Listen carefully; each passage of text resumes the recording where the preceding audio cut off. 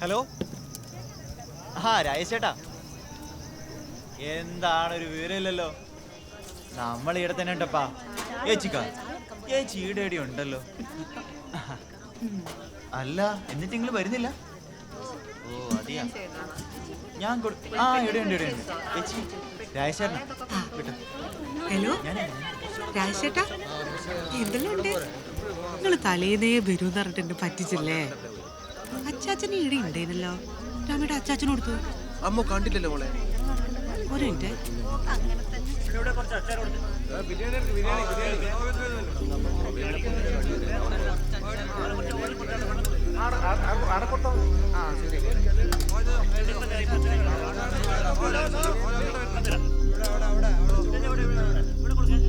അജയന്റെ ഏറ്റവും വലിയ ആഗ്രഹം നാളെ നടക്കാൻ പോകും. ഷോനില്ലാണ്ടായിപ്പോയി. പാവം എൻ്റെ മോള്.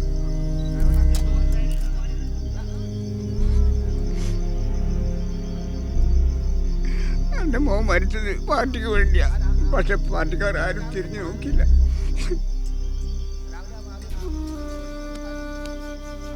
ഞാൻ കുറ്റപ്പെടുത്തിയതല്ല.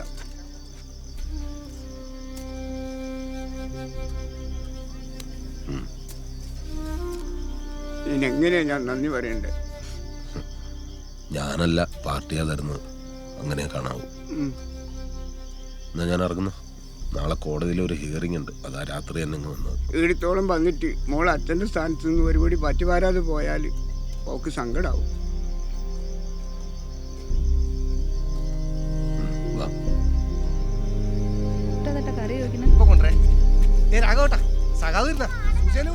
എല്ലാരും വാ വാ വാ. മുകുന്ദേട്ടാ, ഞാൻ താഴെ കണ്ടിനു. കേറി വരൂന്ന് അമ്മ പറഞ്ഞു. സുജക്ക് സന്തോഷായി. ഇതല്ല സതീശ, മാലയിട്ടാ. അടുത്ത മാസം പോണം. സൈഷ എന്നാ വിളമ്പിക്കോ. എടുക്കാം. ബിരിയാണിയാ, ഞാൻ കഴിക്കൂലല്ലോ. അറിയപ്പാ, നാടൻ ചോറല്ലേ. വാ.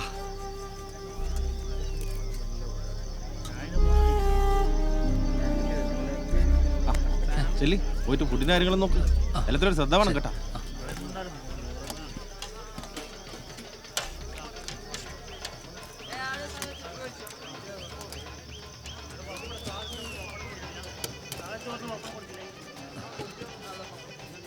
ഇതാണോ വിളമ്പുന്നത്? അതെ. നിങ്ങളാരേനും? ഞാൻ സഖാവിന്റെ പുതിയ ഗൺമാനാ. ഓ, ഇത് സേഫ് ആണല്ലോ അല്ലേ? അതെ. അത് പ്രൊട്ടക്ഷൻ. ഫുഡിൽ പോയിസൺ ഒന്നും ഇല്ലാന്ന് ചെക്ക് ചെയ്യണം. അത് ടെസ്റ്റ് ചെയ്യണമല്ലോ. നല്ല ബുദ്ധിയാന്നല്ല സാറേ. നിങ്ങൾ ടെസ്റ്റ് ചെയ്താൽ നിങ്ങൾ ചത്തുപോയില്ലേ ഇതിൽ വിഷം ഉണ്ടെങ്കിൽ? ഒരു കല്യാണ വീട്ടിൽ നിന്ന് ഇമാതിരി വർത്താനം പറയുന്നു. വിജയ്, ഇയാളാള് മോശമില്ലല്ലോ. നമ്മൾ കുറച്ച് ഗവൺമെന്റ്മാരൊക്കെ കണ്ടിട്ടുണ്ട് സാറേ. വീട്ടിൽ പറഞ്ഞു മുന്നേട്ടം നമുക്ക് ആരാന്ന് എനിക്കറിയാം. ഇവിടുന്ന് വർത്താനം പറയുമ്പോൾ ആലോചിച്ച് പറയണം കേട്ടോ.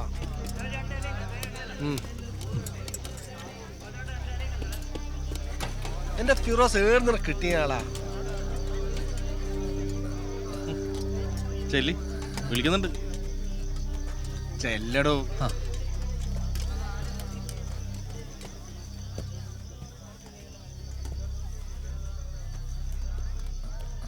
എന്റെ പേരെന്തെന്നാ പറഞ്ഞു? അയ്യപ്പദാസ്. അയ്യപ്പദാസെ, 19 വർഷമായിട്ട് ഈ മണ്ണി ചവിട്ടിയാണ് ഞാൻ നടക്കുന്നത്. പാർട്ടിക്ക് ചിലപ്പോൾ പേടിയുണ്ടാവും, പക്ഷെ എനക്കതില്ല. അതുകൊണ്ട് ബുദ്ധിമുട്ടാക്കരുത്.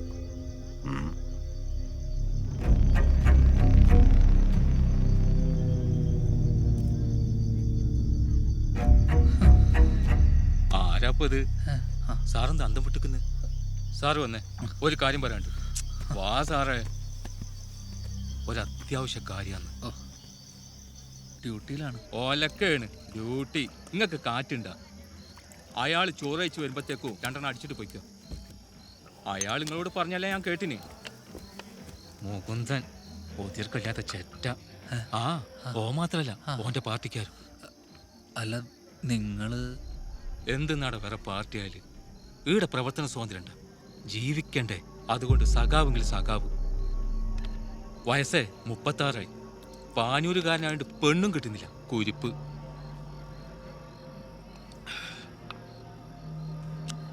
നിങ്ങൾക്ക് വേണ്ട? എന്റെ പൊന്നയ്യപ്പദാസെ, നിന്നോടുള്ള സ്നേഹം കൊണ്ടാണ് ഞാൻ പറയുന്നത്. കാര്യങ്ങളൊന്നും നീ വിചാരിക്കുന്ന പോലെയല്ല. ഇതെല്ലാം നേർച്ച കേസാ. ഏത് നിമിഷം തീരും. ഒരകലം പാലിച്ച് നടന്നു. കൊല്ലാൻ വരുന്നവൻ പോലീസാണോ ഗവൺമെന്റാണോ നോക്കൂല. ഏടുന്നു എപ്പോഴും എന്ത് സംഭവിക്കാം. ചിലപ്പോ ഇപ്പോ ഈ കല്യാണം വിട്ടുന്നായിരിക്കും പെട്ടെന്നൊരു ബോംബ്. ഇയാൾ ആരെന്ന് നീ വിചാരിച്ചേ? 90 മുതലേ എതിർ പാർട്ടിക്കാർ ലിസ്റ്റിലെ ആദ്യത്തെ പേര് ഇയാൾതാ, പന്ന്യന്നൂർ മുകുന്ദൻ. ഇതുവരെ ഇയാളൊരു ബുദ്ധി കേന്ദ്രനു, പക്ഷെ ഇപ്പം പെട്ട്. ഏത്? നീ പേപ്പറിലൊക്കെ വായിച്ചിട്ടുണ്ടാവും. വിനോദ് വധക്കേസ് 2-3 കൊല്ലം മുമ്പ് തെയ്യം നടക്കുമ്പോൾ തീർത്ത് കളഞ്ഞില്ലേ? അതിൽ 9ാം പ്രതി അയാൾ. അവരുടെ പാർട്ടിയുടെ ശക്തിയാണ് വിനോദ്. അപ്പൊ അവര് വെറുതെ വിടുമോ? നാളെ അതിന്റെ സാക്ഷി വിസ്താരം തുടങ്ങുന്ന, സൂക്ഷിച്ചോ.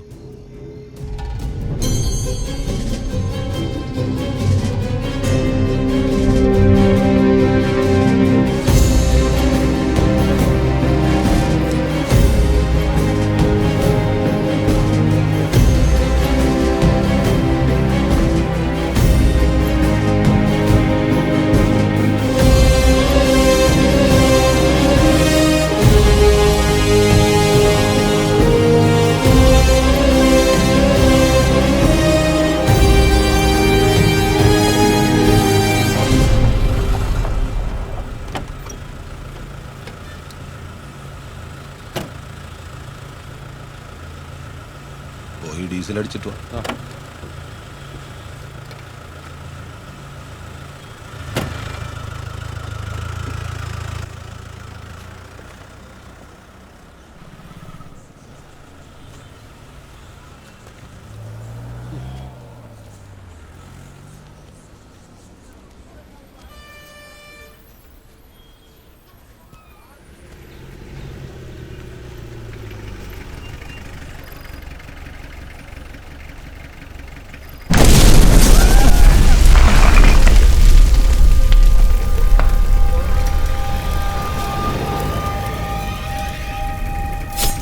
ആരോ പൊട്ടി.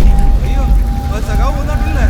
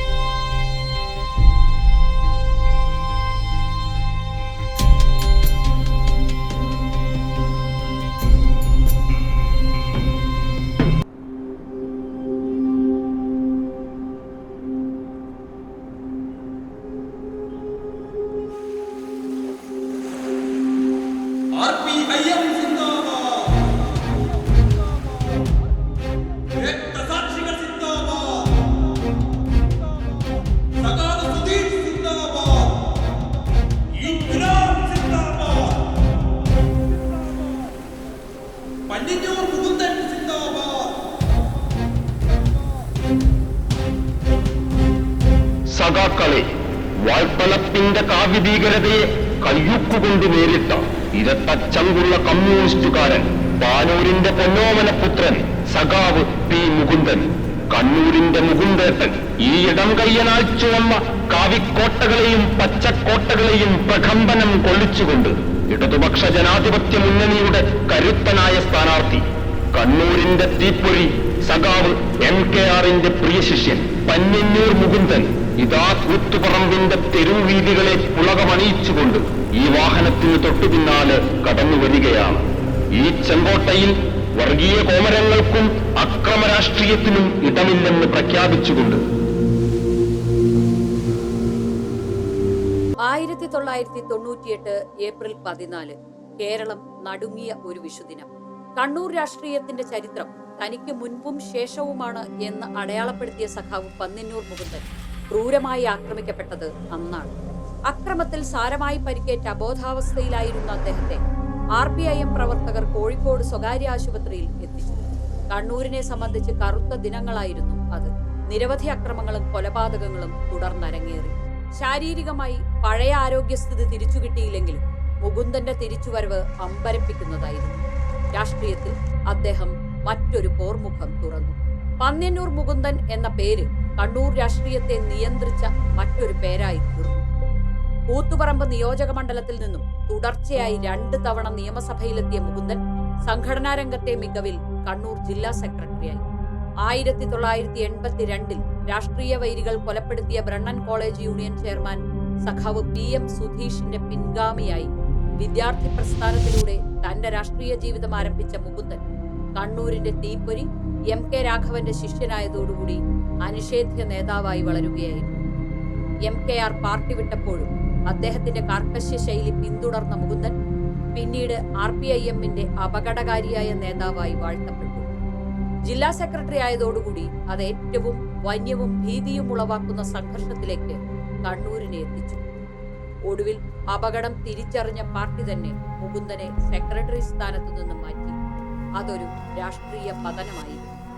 ഈ വീഴ്ചയിൽ നിന്ന് സഖാവിന്റെ തിരിച്ചുവരവ് പ്രതീക്ഷിച്ച ആരാധകരെയും അണികളെയും ഞെട്ടിച്ചുകൊണ്ടാണ് അദ്ദേഹം വീണ്ടും ആക്രമിക്കപ്പെടുന്നത്. ഒരിക്കലും അവർക്ക് ഉൾക്കൊള്ളാൻ കഴിയില്ലെന്ന്. Good afternoon sir. എന്താ ഇനിയും നമ്മൾ ന്യൂസ് ഹോൾഡ് ചെയ്യണോ? അതാ ഞങ്ങളും ആലോചിക്കുന്നത്. We are waiting for your decision. Medias are also waiting.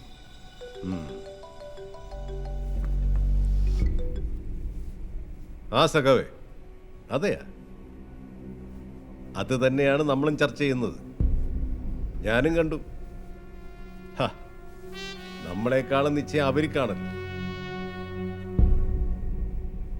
അതെയാ, എന്നാ പിന്നെ അങ്ങനെ മതി, ഞാൻ സംസാരിക്കാം.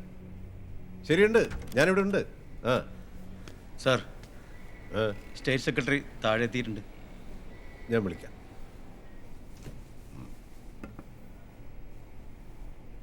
മീഡിയയ്ക്കും സ്റ്റാഫിനുള്ള അപ്ഡേറ്റ്സ് ഇപ്പോൾ കൊടുക്കണ്ട, PR എന്നോട് പറഞ്ഞേക്കും.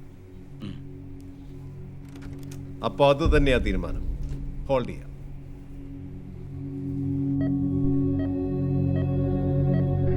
സംസ്ഥാനത്ത് ഏറ്റവും സമുന്നതനായ നേതാവാണ് ആക്രമിക്കപ്പെട്ടത്. അതിനെതിരെ ജനങ്ങൾ പ്രതികരിച്ചാൽ തെറ്റു പറയാൻ കഴിയില്ലല്ലോ. ജില്ലാ സെക്രട്ടറി NV ഗോപിനാഥ് നയിക്കുന്ന സമാധാന സന്ദേശ യാത്രയിൽ ഈ കാര്യം ജനങ്ങളെ ബോധ്യപ്പെടുത്താൻ ഞങ്ങൾ തീരുമാനിച്ചിട്ടുണ്ട്. ഒരു ഇടതുപക്ഷ സർക്കാർ കേരളം ഭരിക്കുമ്പോൾ ഗൺമാൻ അടക്കമുള്ള പ്രത്യേക സുരക്ഷാ സംവിധാനങ്ങൾ നൽകിയിട്ട് പോലും ഇങ്ങനെ ഒരു അവസ്ഥ ഉണ്ടായിട്ടുണ്ടെങ്കിൽ അത് പോലീസിന്റെ വീഴ്ചയല്ലേ? ആഭ്യന്തര വകുപ്പും സർക്കാരുമല്ലേ പ്രതിക്കൂട്ടിൽ? പോലീസിന്റെ ഭാഗത്ത് തെറ്റുണ്ടെങ്കിൽ അത് പരിശോധിക്കപ്പെടും. കൃത്യമായ ഒരു അന്വേഷണം ഉണ്ടാവും. ഗൺമാൻ അടക്കമുള്ളവരിൽ കൃത്യവിലോപം വന്നിട്ടുണ്ടെങ്കിൽ അതും പരിശോധിക്കും. ഈ കൃത്യവിലോപം എന്ന് പറയുമ്പോൾ ഡിപ്പാർട്ട്മെന്റ് എൻക്വയറി പെട്ടെന്നുണ്ടാവും. അങ്ങനെയാണെങ്കിൽ സാറിന്റെ കാര്യം പോക്കാം. ഭായ്, ആഭ്യന്തര വകുപ്പിന്റെ വീഴ്ച എന്നൊക്കെ പറയുമ്പോൾ അവർക്ക് മുഖരക്ഷയ്ക്ക് ഒരു ബലിയാട് വേണ്ടേ? സസ്പെൻഷൻ ഉറപ്പാടും, ചിലപ്പോ ഡിസ്മിസലും. എൻക്വയറി റിപ്പോർട്ട് പോലെ ഇരിക്കും കാര്യങ്ങൾ.